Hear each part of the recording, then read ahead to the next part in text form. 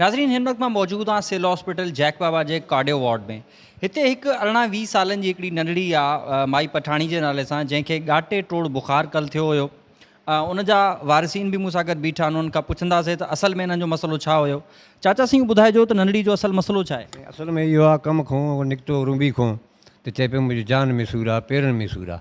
बसि आंदोसीं इमाम सेंटर को बि लिखी ॾिनई, इन में तुंहिंजे गंबट बि वियासीं साईं। उते इहो माना ख़र्चु थियनि पिया पैसा, मौलाई पैसो बि असां वटि न हुयो। वरी उन लिखी ॾिनो आहे उहो गंबट में बि साईं उते सरकारी इहो जिम्सा जेको उते बि साईं असांखो इहो पैसा बि छड़ो वठनि पिया, फ़ाइदो को शइ बि न पियो साईं। हा साईं। उनखां पोइ तव्हां हिते जॾहिं सिविल हॉस्पिटल आयो त डॉक्टर मौजूदु हुया न हुया, छा मामला थिया सिविल हॉस्पिटल में जॾहिं तव्हां खणी? उन टाइम साईं डॉक्टर न हुया, ॿुधाई न साईं। पोइ बि डॉक्टर बाद में देरि आया, पोइ वरी हिते असांखे इहो दाख़िला ॾिनो अथनि, एसी कमिरो बि ॾिनो अथनि, ॿुधाई न साईं। पर हिते बि इहो आहे, बसि फ़ाइदो त नथो पए पियो हाणे। चाचा साईं इंतिज़ामिया खां सिविल हॉस्पिटल इंतिज़ामिया खां तव्हांजो छा मुतालबो आहे? साईं असांजो मुतालबो इहो आहे कि जीअं असांजो इलाजु थिए साईं, असांखे ॿियो द्वार त काॾे बि नथा वञी सघूं साईं, ॿुधाई न साईं।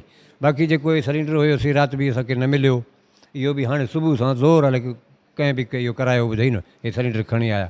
ॿियो को असांखे बि डॉक्टर बि पाण नथो अचे साईं, वञांसि थो त कावड़ करे थो साईं, ॿुधाई न साईं। छड़ो कंप्यूटरनि खे मां जेको हालति कयांसि थो, उन हालति ते बसि कंप्यूटरनि खे मोकिले थो, हे शइ करे अचो। बाक़ी डॉक्टर बि पाण नथो अचे साईं। साईं मसइलो इहो साईं गाज़ी ज़ुबैर ख़ान साईं जखरणी, ॿुधाई न साईं। हिते जेको दाख़िला वाख़िला इहो बि इन ई करायो साईं। हा, ॿियो को टके बि नथो साईं।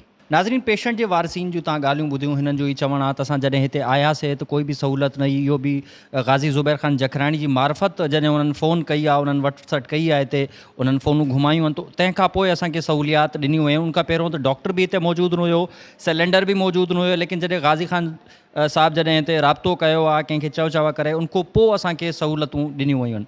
सुवाल इहो पैदा थिए थो त पेशेंट्स जेके हिते उमेद खणी करे सिविल हॉस्पिटल जैकबाबाद में अचनि था, त उन्हनि खे ज़रूरत छो पए थी त उहे कंहिं वॾे माण्हू खे अप्रोच करनि, उन्हनि जो मसइलो हल थिए।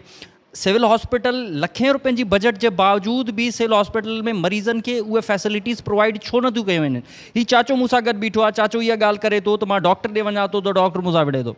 सवाल इहो पैदा थिए थो त आख़िर इहो रवैयो हिकिड़े अरसे खां पेशेंट्स खां छो कयो वञे थो। इन शइ ते नज़रसानी कई वञे, इन मसइले खे हल कयो वञे, इहो हिकिड़ो सीरियस कंसर्न आहे। कैमरामैन सलीम गोलो सां गॾु आबिद अली मंगरेओ, जैकब न्यूज़, जैकबाबाद।